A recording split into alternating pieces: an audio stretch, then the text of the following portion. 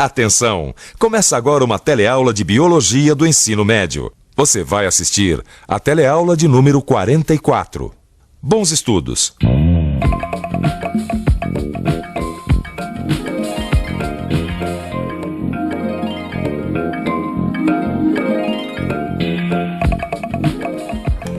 Tudo bem, seu Antônio? Beleza. Puxa, tio, quanto leite. Pois é. E olha que quando eu comprei essa vaquinha do Ariovaldo, o Ariovaldo conseguia tirar no máximo 6 litros de leite. Agora é essa beleza. Quase 12 litros de leite por dia. Como é que é, tio? A vaca dá mais leite num lugar do que no outro? Será possível que o mesmo animal tenha uma pequena produção de leite numa determinada situação e numa outra situação aumente consideravelmente o volume de leite produzido? E tem mais, será que a quantidade de leite não depende da raça e do estado da vaca? Na teleaula de hoje você vai aprender um pouco mais sobre o fenótipo e o genótipo dos seres vivos e vai ver como e quanto é possível modificá-los. E é claro, vai saber o que aconteceu com a vaca do seu João para produzir muito mais leite do que produzia na fazenda do Ariovaldo. Então preste atenção que a nossa teleaula está começando.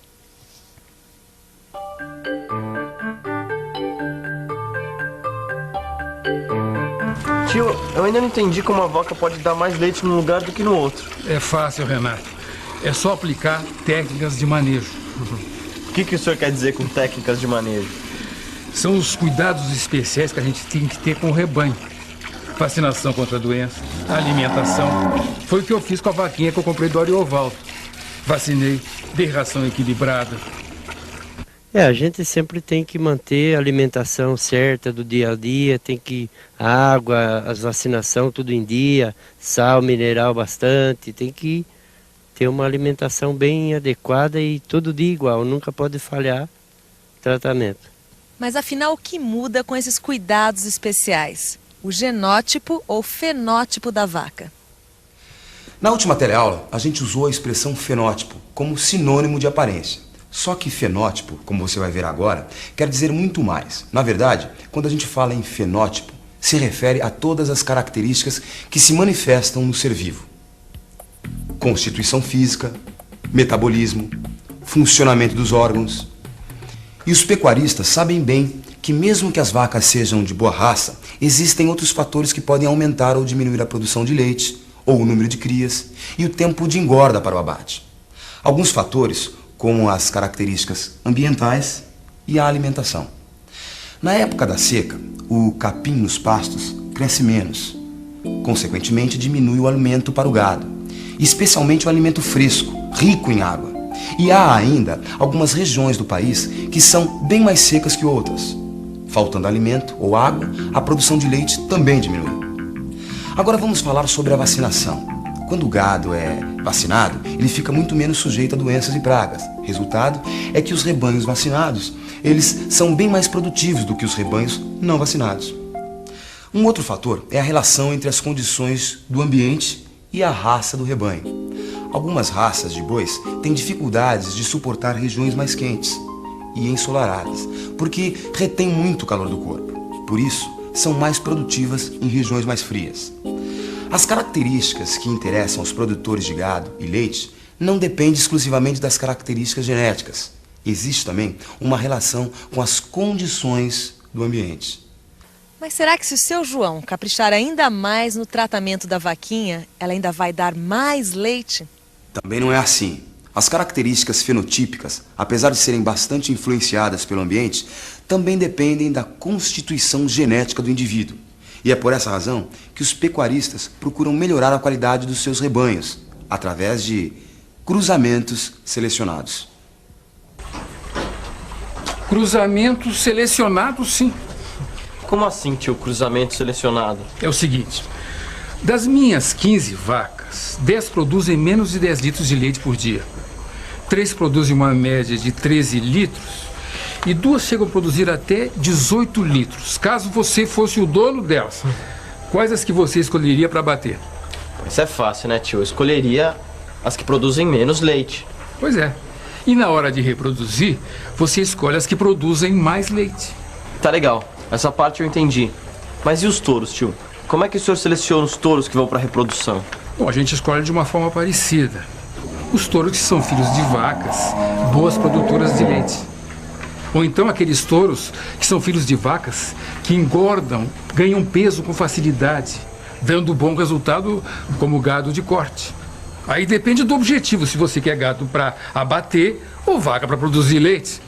O seu João está certo. Fazer avaliações das características das fêmeas e dos machos e então decidir os cruzamentos que serão feitos. É um procedimento muito comum entre os fazendeiros. O objetivo sempre é tentar combinar as características mais desejáveis para obter as crias com maior produtividade. Os fazendeiros, com isso, procuram melhorar o genótipo das crias do rebanho. Para entendermos bem como é possível melhorar o genótipo, vamos recordar algumas coisas que a gente já viu. Como você já sabe, a reprodução do gado se dá através do encontro de gametas, que contém dentro deles cromossomos. E os cromossomos, por sua vez, carregam os genes com as informações que vão determinar as características da nova cria. Consequentemente, o genótipo da cria terá genes vindos da mãe e genes vindos do pai, informações que são fundamentais para os cruzamentos selecionados.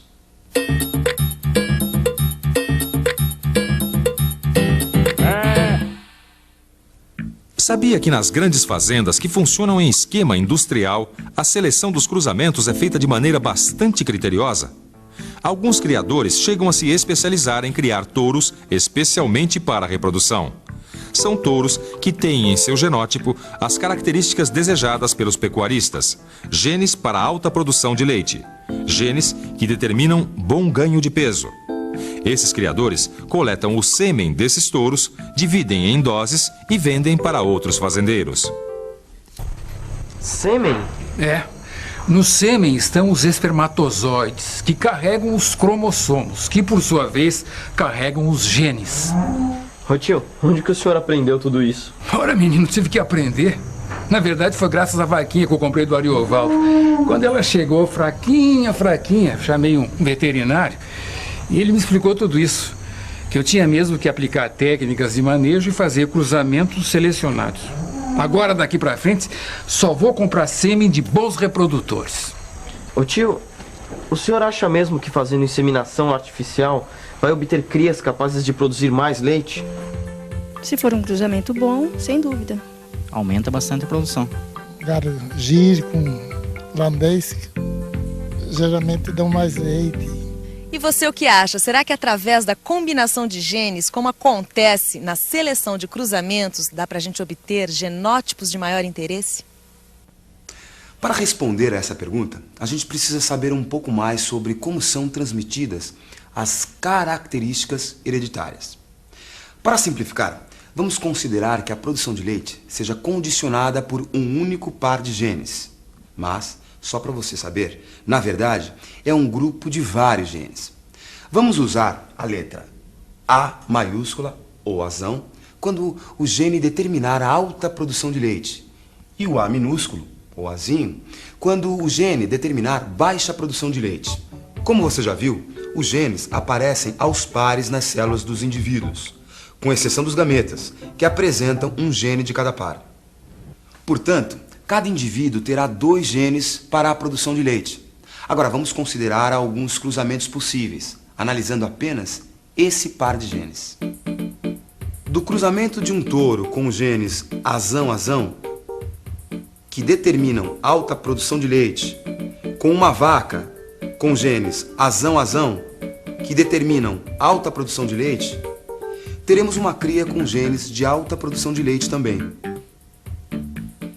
Já se tivermos um touro e uma vaca azinho-azinho, com genes que indicam baixa produção de leite, teremos uma cria azinho-azinho, com um fenótipo de baixa produção de leite.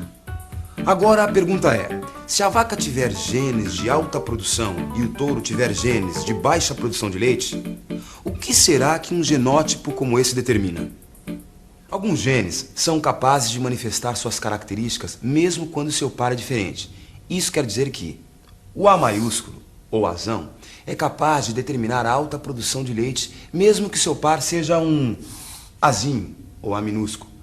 Consequentemente, indivíduos de genótipo azão asão, eles produzem muito leite, assim como indivíduos de genótipo asão, asinho. Só que existem termos para explicar tudo isso melhor, e é o que você vai ver agora.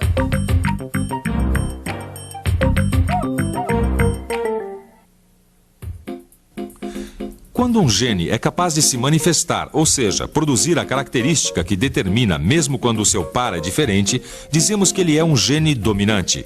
Isso porque seu efeito predomina sobre o outro. Já o A minúsculo é chamado de gene recessivo, e ele só é capaz de manifestar seu efeito quando seu par é igual. Quando nos referimos a genes do mesmo par, falamos em alelos. O A maiúsculo e o A minúsculo formam um par de alelos, ou seja, o A maiúsculo é um alelo do A minúsculo. Quando os dois alelos do par são iguais, dizemos que o indivíduo é homozigoto. Já quando um dos alelos é diferente do outro, falamos que o indivíduo é heterozigoto. E os seres humanos? Será que é possível alterar o fenótipo dos seres humanos? Vamos ver isso na prática.